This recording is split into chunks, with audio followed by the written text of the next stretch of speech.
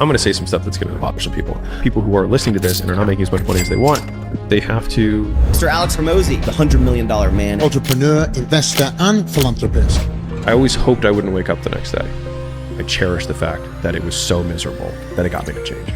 Pain motivates significantly faster and stronger than pleasure does. If you are angry, use it. If you are sad, use it. I'll answer this differently than I have in the past. And I'm going to tell a story that hopefully people don't take the wrong way. But I had a cap to make business accessible for everyone. It's just, for me, it's just been my way of being able to be relatively competent in a world that feels confusing. Management, marketing to a degree is getting people to comply with a larger request, publicly. But I think that fundamentally is a skill that people have to have if they're going to be successful in entrepreneurship. They have to have tremendous drive, whether that's a combination of towards or away. So they have a big mission that they really want to achieve, or they have some very big fear that they're running away from. Either way, I think the fuel works, just from a pure entrepreneurship perspective. The third piece is impulse control, is that they have to be able to say no to things on a regular basis for an extended period of time. And I think they have to be able to boil down the success of their business into inputs and outputs. Like if you do not know the inputs that are going to get the output that you want, then what are you doing? And so I think for most entrepreneurs, like if they have those things, if they have the ability to lead other people / sell, just influence, they have some big motivator. They can control themselves long enough to keep on going. I think it's just for broader definitions for the audience, I think it's just high volume transactional sales. So whether that's you doing door to door, or you cold calling, or you working the front desk at a gym where you do 20 consults a day, like just having a high volume, because in order to learn a skill, you want to have as much exposure as you can to repeat the action.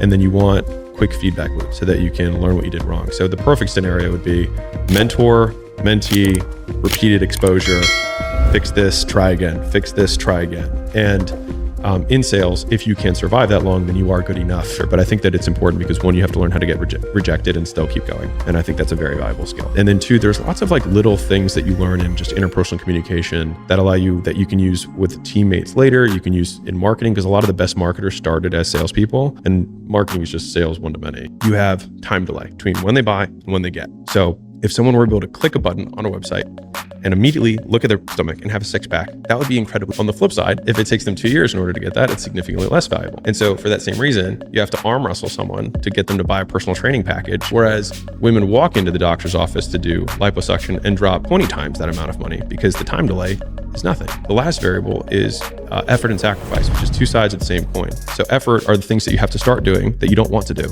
as a result of this purchase. Waking up early, getting sore, like in the workout example.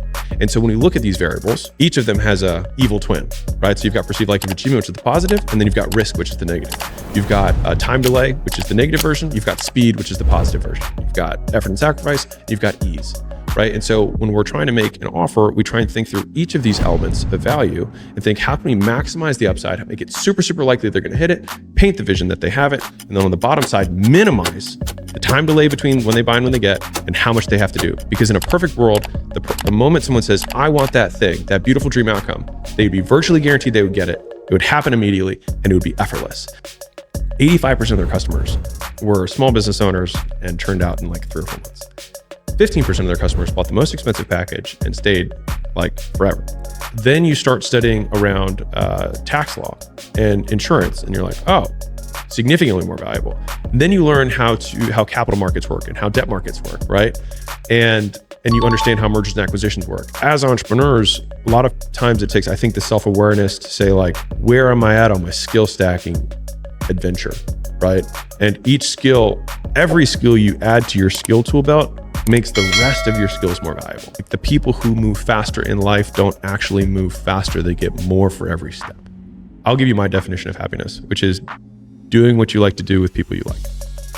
A lot of people live worst case scenario years into their marriage, years into their relationship, and then they kind of like see what the other person is made of. I cherish the failures of that entire season, because there were many, because I wouldn't know what I have today if I hadn't been through those tests with her then. And I think a lot of people are really looking for that passion it's going to be towards, but I think early days, and I talk a lot about this, but like, I think negative motivation is poo-pooed too much.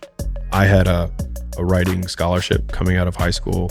I was the vice editor of the newspaper. I was the editor-in-chief of the literary magazine when I was in high school. I enjoyed writing.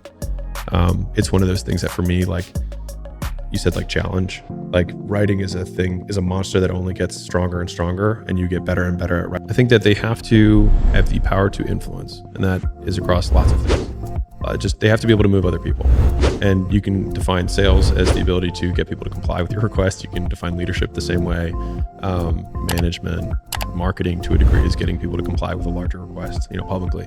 But I think that fundamentally is a skill that people have to have if they're going to be successful in entrepreneurship. They have to have tremendous drive, whether that's a combination of towards or away. So they have a big mission that they really want to achieve, or they have some very big fear that they're running away from. Either way, I think the fuel works. Just from a pure entrepreneurship perspective. The third piece is impulse control, is that they have to be able to say no to things on a regular basis for an extended period of time. A lot of people, it's like they're caught in this loop, you know what I mean, of doing what they've always done, or like believing that this is the only way.